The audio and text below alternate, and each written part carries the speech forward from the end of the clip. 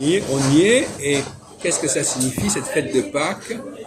Est-ce que ça célèbre des choses? Ça célèbre la sortie d'Égypte, ça célèbre la résurrection de Jésus, mais est-ce que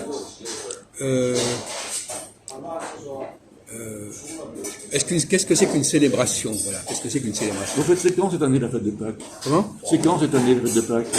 C'est passé ou ça va venir? Ça dépend. Chez les Juifs, c'est à partir de lundi. De toute façon, c'est toujours à l'équinoxe. Oui. Toujours à l'équinoxe de printemps. D'accord. Alors, la question, c'est pourquoi la résurrection de Jésus, par exemple, coïncide avec la date de la sortie d'Égypte? Est-ce que c'est par hasard? Puisqu'il a été tué, il a été crucifié lors de la fête de Pâques des Juifs. Oui. Donc il y a un événement, un nouvel événement majeur pour le christianisme qui est la résurrection de Jésus suite à sa crucifixion. Alors est-ce que la date de la crucifixion ça correspond à quoi? Ça a été voulu d'avoir la même date? Est-ce qu'on a fait coller l'histoire de Jésus avec les dates de l'histoire juive, ou est-ce que c'est une coïncidence? Non, c'est pas une coïncidence. On a fait coller. Non. Donc si on a fait coller, ça veut dire que c'est pas forcément vrai. Ça quoi? Ça n'est pas forcément ce qui s'est passé réellement. Oui, alors informez-moi sur la Pâque juive, parce que moi, la Pâque chrétienne, je connais. La Pâque juive, c'est... Vous voulez boire quelque chose? Un café allongé. D'accord. Et vous? Coca. Un coca. La Pâque juive célèbre la sortie d'Égypte. Lorsque les Hébreux se sont libérés, ils ont traversé la mer Rouge, etc. Oui. Voilà. Alors, apparemment, ça n'a rien à voir. Ces deux événements ne sont pas de la même nature. Mais les pharaons a été obligé de laisser partir les Juifs, les Hébreux. Plus ou moins. Ils ont quand même traversé la mer Rouge en étant poursuivis par l'armée égyptienne, etc. Tu as dû voir le film de Nil, les 10 commandements, je sais pas. Non, moi la question que je pose, c'est plus compliqué que ça, c'est quand on célèbre un événement,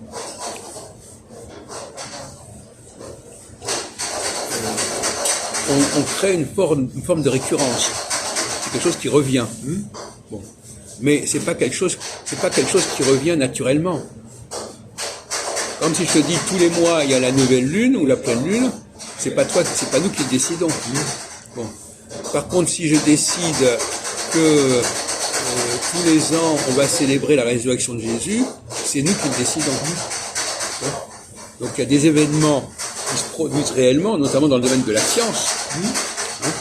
On sait que voilà, dans le domaine de la science, c'est pas les gens qui décident que les choses sont comme ça. Dans le domaine de la science, on ne décide pas ce qui va se passer. Mais dans le domaine politique et religieux, on décide de célébrer un événement et on dit, par exemple, voilà, il y a des témoignages qui disent que, voilà, il s'est passé ceci ou cela. Par exemple, demain, c'est le 1er mai. Oui. Donc, c'est une célébration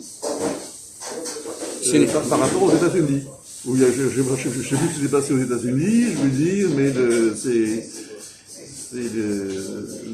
la célébration du 1er mai, la fête du travail, vient des États-Unis. Oui. Mais le problème, dans ce cas précis, c'est que ça ne célèbre pas un événement. Si, il y a eu des événements. Comment? Il y a eu des événements le 1er mai. Ah bon? Avant, je veux dire, il y a eu des événements avant le 1er mai. Avant la célébration du 1er mai, il y a eu des événements. Et le 1er mai célèbre ces événements? Oui. Et tu ne sais pas de quel événement il s'agit? Je ne sais pas, mais tout le monde le sait, je veux dire... Ben non, mais je veux dire, c'est intéressant. Parce que soit on décide d'une date comme ça, et puis on revient dessus tous les ans, soit c'est un événement qu'on commémore dont on rappelle l'existence tous les ans. C'est pas pareil. C'est pareil. Si, le 1er mai, c'est la fête du travail pour qui dit travail dit grève et répression des grèves. Ouais. Donc il y a eu, c'est dans ce Ah d'accord, mais il faudrait vérifier ça. C'est intéressant, oui. Ça, c'est un point qui... C'est intéressant parce que justement, il faut distinguer entre trois types de situations. Soit il y a un événement qui a eu lieu et on essaie de le rappeler, on rappelle cet événement qui ne peut plus avoir lieu. C'est ça qui est paradoxal. Oui. Il ne peut plus avoir lieu, mais on le célèbre. Oui. Deuxièmement, il y a des événements qu'on célèbre et qui reviennent. Oui. On l'a dit par exemple, je sais pas moi, au niveau astronomique, il y a des choses qui reviennent. Oui. C'est pas nous qui le voulons. Oui. Et troisièmement, on fixe une date, comme ça, qui correspond à rien, et on célèbre cette date. Alors le 1er mai, ça correspond à quelque chose. D'accord, non, mais c'est ce que tu dis, effectivement. Moi, C'est de la configuration, on célèbre le 1er mai, quelque chose qui s'est passé... mais en revanche, ce qui est amusant, c'est que... Qui s'est passé avant. Oui, le problème, c'est que personne ne le sait, ça. Donc on célèbre un événement dont on ignore l'existence, dont on a oublié l'existence. Parce qu'aujourd'hui, quand on parle du 1er mai, on n'est pas en train de dire on célèbre un événement donné... Oui, mais les événements antérieurs sont connus. Ils sont célébrés. Qui ont eu lieu en quelle année, à peu près? Dans ces années-là. Comment? Donc... Il y a 100 ans, il y a 200 ans, il y a combien de temps? Ça remonte le premier... Il faut regarder le 1er mai... 今天淡一点，本来星期六都很忙很忙，因为有一了，明 ça 天 remonte 五一就是 dans les années 1900, par là. Ah bon? 本来我晚上都跳舞。 Bon, d'accord. Ça remonte dans les années 1900. D'accord. Un peu avant, je veux dire, c'est la grande époque... Bon, on va avancer. La grande époque du mouvement ouvrier américain, je veux dire. Bon, d'accord. Bon, admettons, d'accord. Alors maintenant,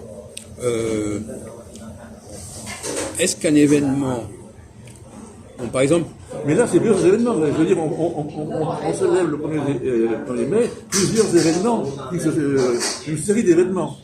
oui, Et d'accord. on s'est mis d'accord pour les célébrer. Mais c'est ça. Mais ces événements, ils ne se représentent plus. Si, ils se représentent toujours. Comment? Non, on les célèbre, mais ils ne se représentent plus. Si, de temps en temps, ils se représentent. Ah bon? De temps en temps, il y a un 1er mai de lutte. Il y a quoi? Il y a un 1er mai de lutte. Oui, d'accord. Donc, Mais c'est un 1er de lutte. Quand Macron a été élu, il y a eu un 1er mai de lutte. Ouais. C'était Donc, juste. pour célébrer le 1er mai, je veux dire, c'était pas le 1er mai habituel en France. D'accord. Habituellement, le 1er mai n'est pas un 1er mai de lutte. Mais c'était un 1er mai de lutte en rapport avec Macron qui voulait réformer les retraites. Déjà à ce moment-là, il venait d'être élu il y a même quelques semaines. Comment?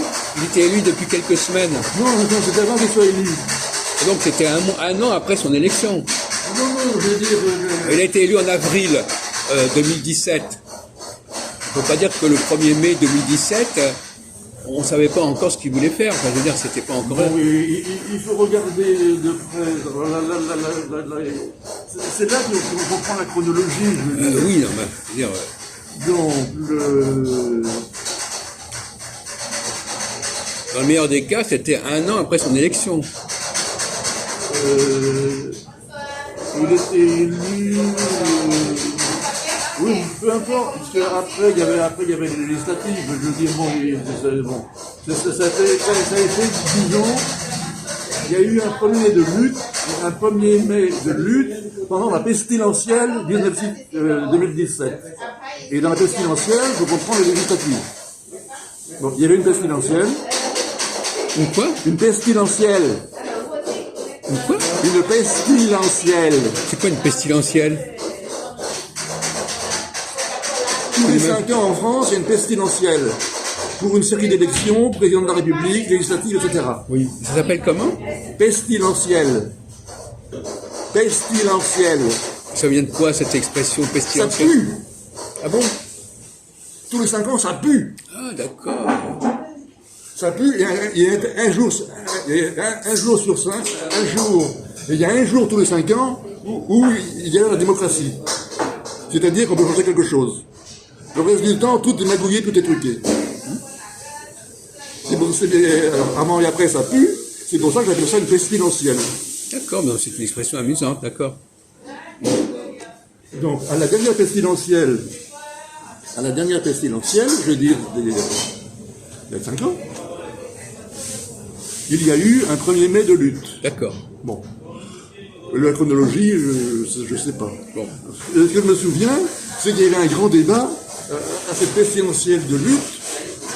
Pour qui va-t-il voter? Alors il y en a qui disaient faut pas voter Le Pen, et d'autres qui disaient, et moi, bon, je faisais partie, je disais il faut voter Le Pen. Bon, mais c'était un débat à l'intérieur du défilé. C'était un débat à l'intérieur des gens qui défilaient. Oui. C'était avant les élections? Donc ça devait être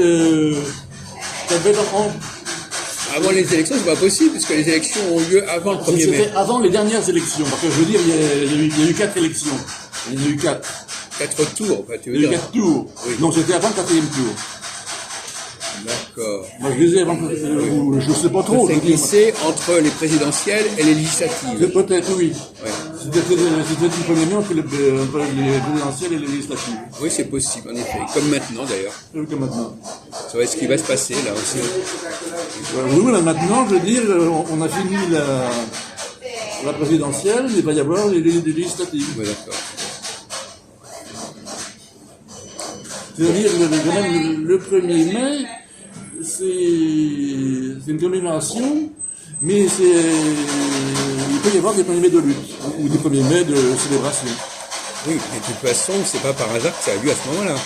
C'est parce que les gens ont en tête cette date-là. On en tête des choses qui sont passées en mai. Oui. Aux États-Unis. Oui, il y a eu mai 68 aussi. Oui, il y a eu mai 68, mais ça c'est.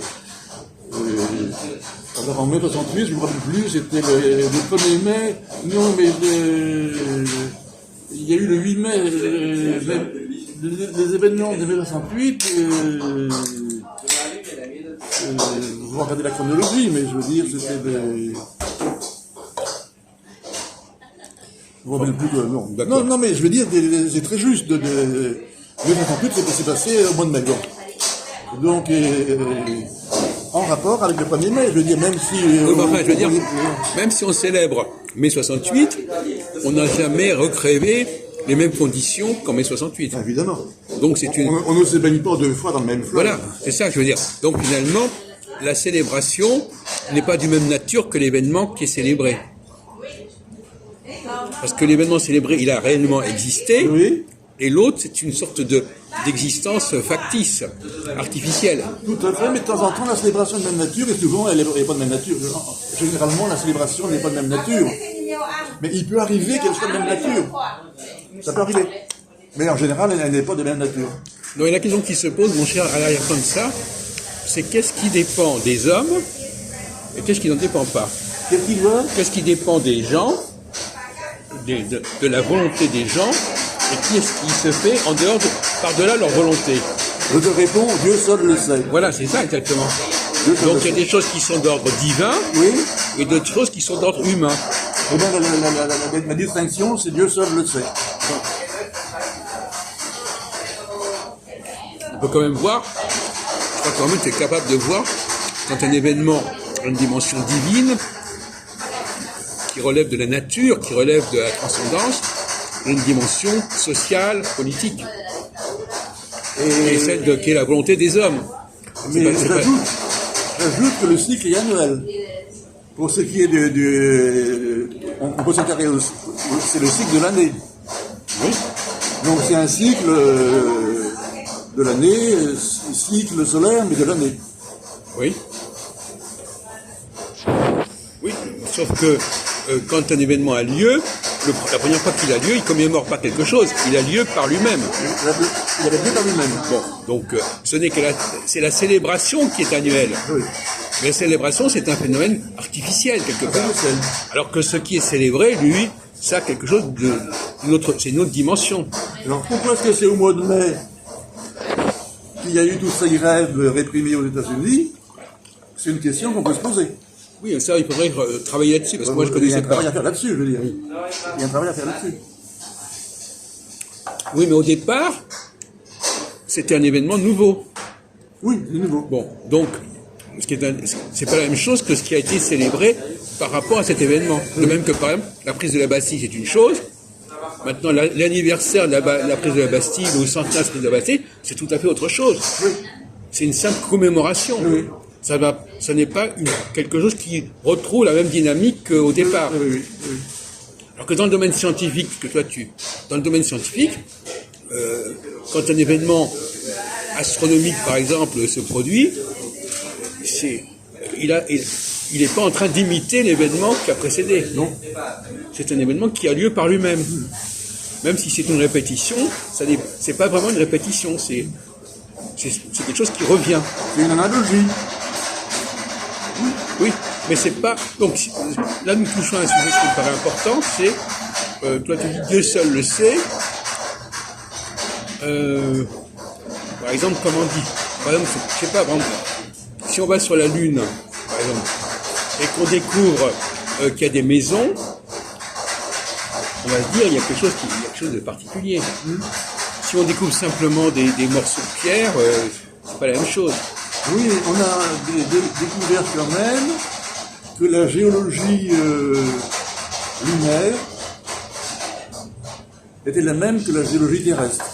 Ah oui, d'accord. Ce qui indique que la Lune est un morceau de terre qui s'est détaché. Pourquoi on a détaché? On peut penser que c'est une météorite qui a détaché un morceau de terre, qui a fait un anneau, comme les anneaux de Saturne, etc. Puis de ces anneaux sont sortis de la Lune, et puis la Terre est restée au centre, comme ça. Oui. Sauf que, ce qui va à l'encontre de ton point de vue, c'est les similitudes numériques entre la Lune et Saturne.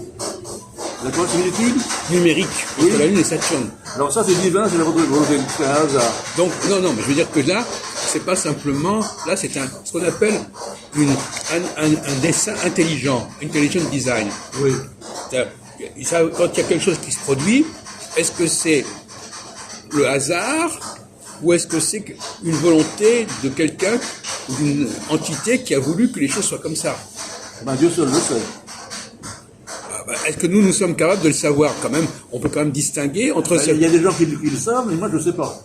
Non, mais il y a des choses que tu es capable de distinguer. Tu es capable de distinguer quand quelque chose a été fabriqué et quand quelque chose est naturel. Et bien la nature fabrique. Oui, mais tu peux quand même te dire que quelque part, quand est-ce que ça a été... L'évolution est naturelle, l'évolution des espèces est naturelle, mais on sait la fabriquer. Pas depuis longtemps, en tout cas. La nature le sait depuis longtemps, mais les hommes depuis peu. Comment? Alors, est-ce que tu crois aux extraterrestres? Est-ce que tu penses que les extraterrestres sont intervenus dans l'histoire de l'humanité, par exemple? Les distances sont telles dans l'univers que c'est difficile d'y croire. Non, mais au Non, niveau... mais je parle d'existence. Non, mais je comprends très bien. Mais je veux dire, au niveau des choses qui sont arrivées dans l'histoire de l'humanité, est-ce qu'il y a des choses qui te paraissent venir de l'extérieur, une intervention extérieure, qui ne font sens que si on accepte une intervention extérieure avec des pouvoirs particuliers, une technicité particulière, etc. Et quand une météorite, une grosse météorite nous tombe dessus, ça vient de l'extérieur. Oui, mais ça... Bon, ce que je viens de te dire à l'instant, Saturne met 28 ans pour faire le tour de la Terre. Oui. Du Soleil, quoi.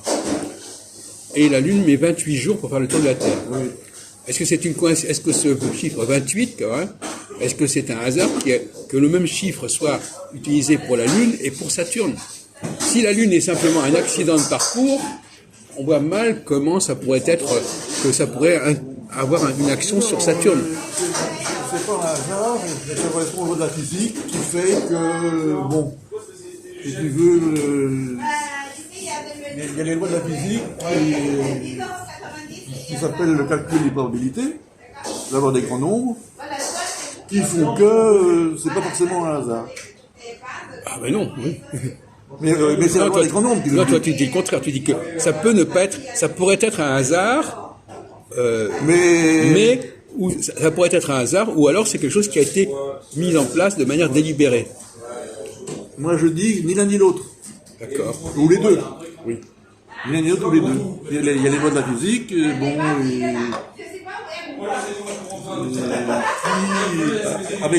avec lesquelles il faut compter.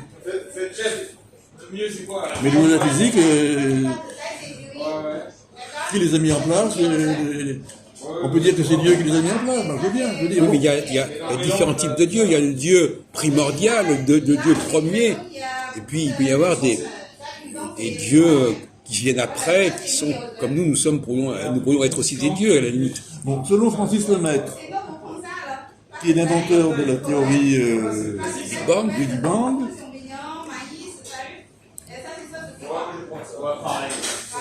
L'abbé Lemaître. selon lui, il y aurait peut-être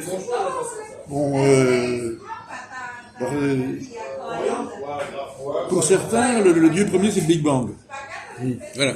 Mais alors Francis Lemaître, il a été dire au pape, attention, vous n'engagez pas là-dedans parce que c'est scientifique et vous allez avoir des retombées négatives. Alors ne vous mouillez pas là-dedans, même si ça vous plaît, je veux dire, il ne faut pas vous mouiller là-dedans. Non, pas du tout, au contraire. Moi, je dis que moi, je ne m'intéresse pas au Dieu du Big Bang. Moi, je m'intéresse à ce qui est sorti de l'évolution et qui elle-même est capable de créer. Oui. Voilà. C'est pas le créateur premier. C'est des créateurs qui viennent ensuite, en second. Il y a eu des créations dans l'évolution. Voilà. Mais c'est des créations... Eh bien, par exemple, notre système solaire, notre humanité, n'est pas forcément le résultat de l'évolution de la nature, mais d'entités qui sont nées de la nature et qui ont créé leur propre système. C'est une chose naturelle, mais qui pour l'instant est unique dans l'univers, mais on en trouve des systèmes solaires comme les autres, on en trouvera d'autres. Je me dis, bon, mais il faut peut-être un siècle ou deux d'observation. Non, mais attends, le système solaire, c'est pas n'importe quel système solaire. Si on est dans l'astrologie, un système solaire qui structure également l'humanité. Oui, c'est pas simplement des pierres. C'est aussi un rapport entre le minéral et l'animal. Non, sur la question des extraterrestres, bon, moi je réponds, les distances sont telles dans l'univers que les extraterrestres, je m'en fous. C'est tout. J'en ai rien à foutre. Non, mais toi tu raisonnes comme ça.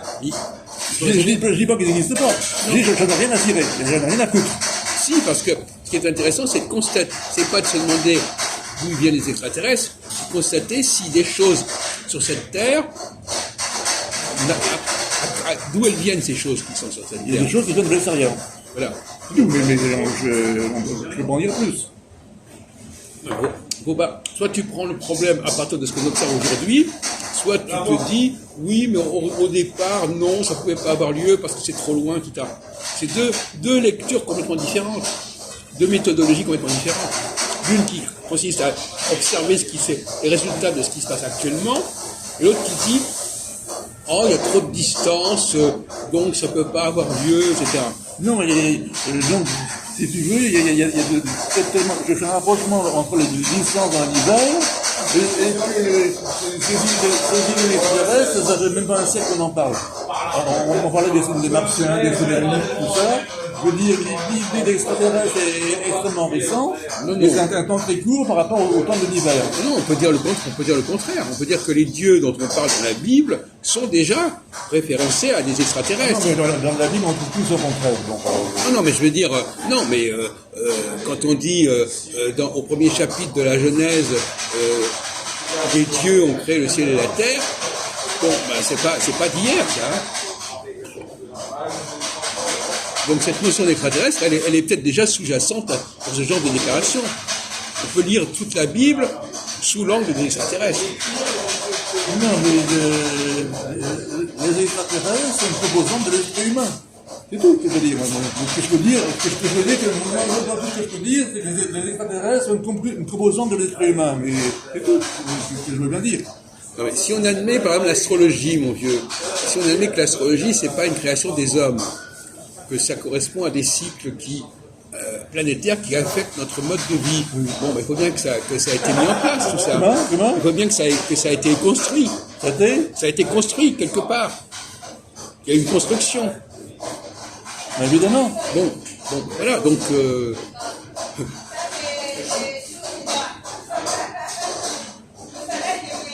c'est une construction qui n'a pas pu être le fait des hommes.